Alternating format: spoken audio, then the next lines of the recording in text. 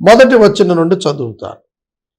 యెహోవా మోషేకు ఇలాగు సెలవిచ్చెను, నీవు ఇశ్రాయేలీయులతో మాటలాడి వారి యొద్ద ఒక్కొక్క పితరుల కుటుంబానికి ఒక్కొక్క కర్ర, అనగా వారి ప్రధానులందరి దగ్గర వారి వారి పితరుల కుటుంబాల చొప్పున 12 కర్రలు తీసుకుని ఎవరి కర్ర మీద వారి పేరు వ్రాయి.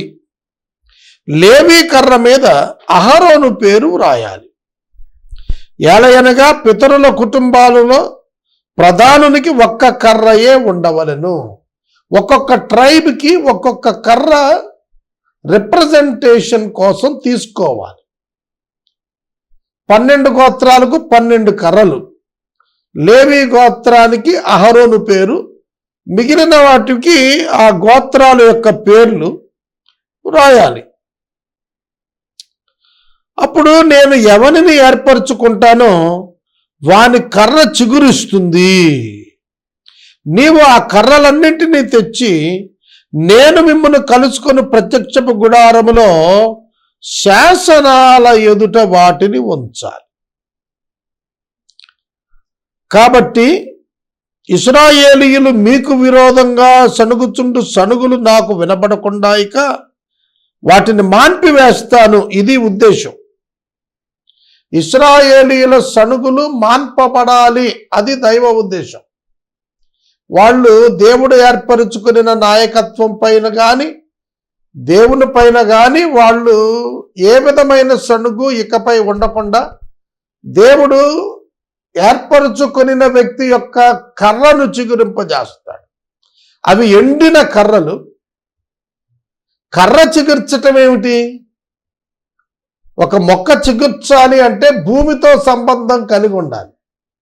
భూమి నుండి కొట్టివేయబడినటువంటి ఏ కర్ర కూడా ఎండిపోవుటకే పనికొస్తుంది తప్ప చిగుర్చటానికి పనికిరాదు. ఎందుకంటే భూమి నుండి దానికి జీవము, నీరు వెళుతుంది. ఆధారము లేని కర్రలు సృష్టి ధర్మానికి విరుద్ధంగా అవి చిగుర్చటం, అంతేకాదు అవి ఎండిపోకుండా శాశ్వతంగా ఉండటం. చిగుర్చటమే అసాధారణ క్రియ, అవి ఎండిపోకుండా నిత్యం ఉండటం. ఈ రెండు ఎలా సాధ్యం? భూమితో అనుసంధానం కానిటువంటి ఒక కర్ర చిగుర్చి ఉండటం ఎట్లా సాధ్యం అంటే the life in it comes from God. సృష్టికి ఒక ధర్మం ఉన్నది. దేవుడు ఒక క్రమంలో దాన్ని ఏర్పాటు చేశాడు. విత్తనాన్ని భూమికి ఇస్తే మొక్కనిస్తుంది, మొక్క పెద్దదై చెట్టు అవుతుంది. చెట్టును భూమిలో నుండి తొలగిస్తే ఎండిపోతుంది. అలా ఎండిన దాని నుండి తీసిన ఎండినటువంటి ఒక కర్ర ఆకులు పండ్లు కలిగినటువంటి ఒక చిగుర్చిన అనుభవానికి రావటం. What does it mean? It indicates the resurrection.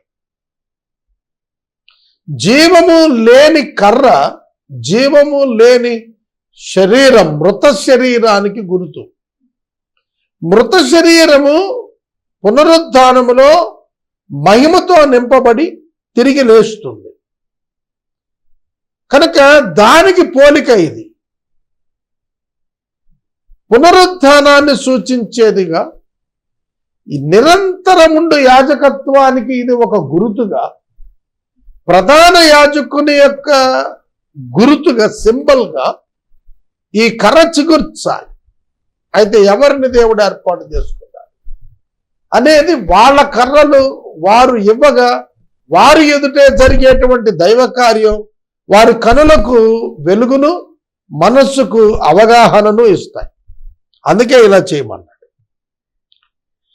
మోషే ఇశ్రాయేలీయులతో చెప్పగా వారి ప్రధానులందరూ తమ తమ పితరుల కుటుంబాలలో ఒక్కొక్క ప్రధానునికి ఒక్కొక్క కర్ర చొప్పున 12 కర్రలు అతనికి ఇచ్చారు. అహరోను కర్రయు వారి కర్రల మధ్యన ఉన్నది. మోషే వారి కర్రలను సాక్ష్యపు గుడారములో యెహోవా సన్నిధిని ఉంచెను.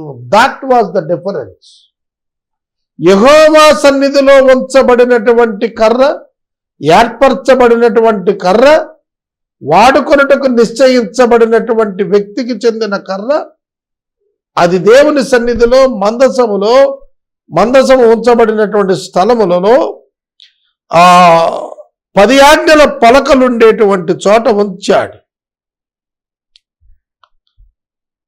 7వ వచనం, మోషే ఆ కర్రలను సాక్ష్యపు గుడారములో యెహోవా సన్నిధిలో ఉంచాడు. మరునాడు మోషే సాక్ష్యపు గుడారములోనికి వెళ్ళి చూడగా లేవి కుటుంబపుదైన అహరోను కర్ర చిగుర్చి ఉన్నది. అది చిగిర్చి పువ్వులు పూసి బాదము పండ్లు కలది ఆయన. అది చిగిర్చింది మరియు పువ్వులు పూసింది, బాదము పండ్లు కలది ఆయన. ఆకులు వచ్చాయి, పువ్వులు వచ్చాయి, కాయలు పండ్లు అయి వచ్చాయి. ఒక కాయ పండు కావాలి అంటే ఇట్ టేక్స్ లాంగ్ టైం. చూడండి, బాదం కాయ పచ్చగా ఉంటుంది మొదట, ఆ తర్వాత అది పండిన కొలది కూడా రెడ్డిష్ కలర్లోనికి మారిపోతుంది బాదంకాయ. అంటే కొన్ని దినాల దినచర్య అది, బాదము రంగు మారుట, బాదము పండ్లగుట, బాదము పండుగ మారటం.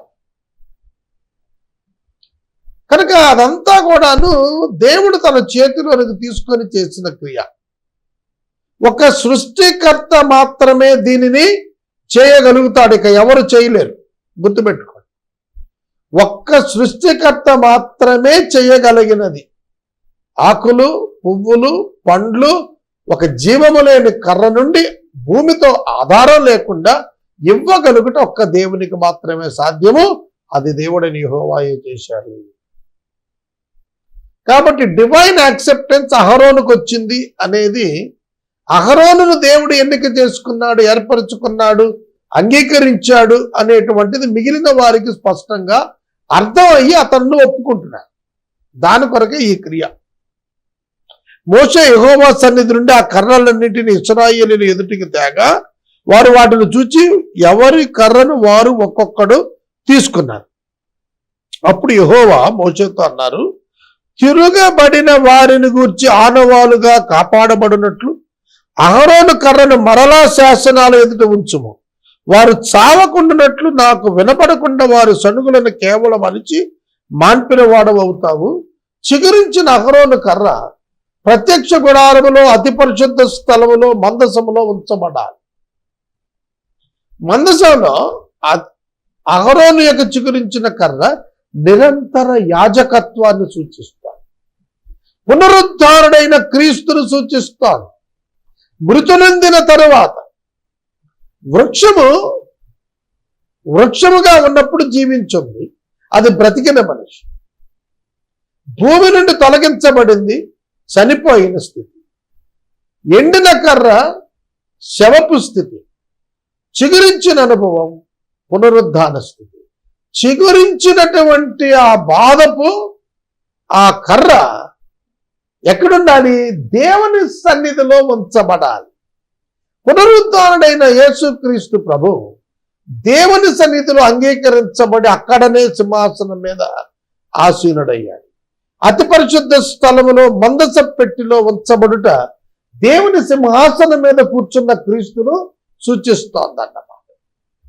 కనుక resurrected Jesus Christ, the real high priest before God for the church. క్రీస్తు సంఘానికి ప్రధాన యాజకుడుగా యేసుక్రీస్తు ప్రభు దేవుని సన్నిధిలో కనబడుతున్నాడు. ఇది దీని అర్థం. అప్పుడు యెహోవా మోషేకు ఆజ్ఞాపించినట్లు మోషే చేశాడు. ప్రపంచ ప్రజల సణుగుడు పోవాలి. దేని ద్వారా తెలుసా? యేసు పునరుద్ధానాన్ని బట్టి. ప్రపంచంలో ఎవరికీ జరగనటువంటి కార్యం యేసుకే జరిగింది, అది పునరుద్ధానం. ఆయన పునరుద్ధానములో మొదటి ఫలం, ఆయన యందే పునరుద్ధానం సాధ్యమవుతుంది. ఆయన ప్రథమ ఫలంగా పునరుద్ధానంలో దేవుని చేత లేపబడ్డాడు.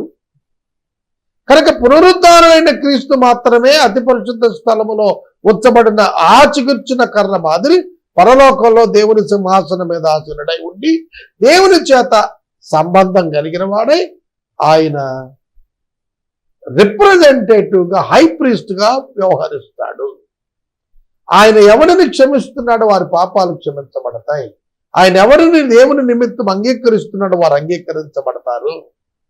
ప్రధాన యాజకుని బట్టి క్షమాపణ వచ్చినట్లుగా యేసును బట్టి ఆయన విశ్వసించిన వారికి క్షమాపణ వచ్చింది అనే సత్యాన్ని ఇది జ్ఞాపకం చేస్తాం.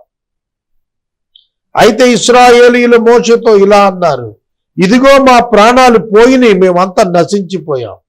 యెహోవా మందిరముకు సమీపించు ప్రతివాడు చస్తాడు, మేమందరము చావవలసి ఉన్నదా అని పలికారు.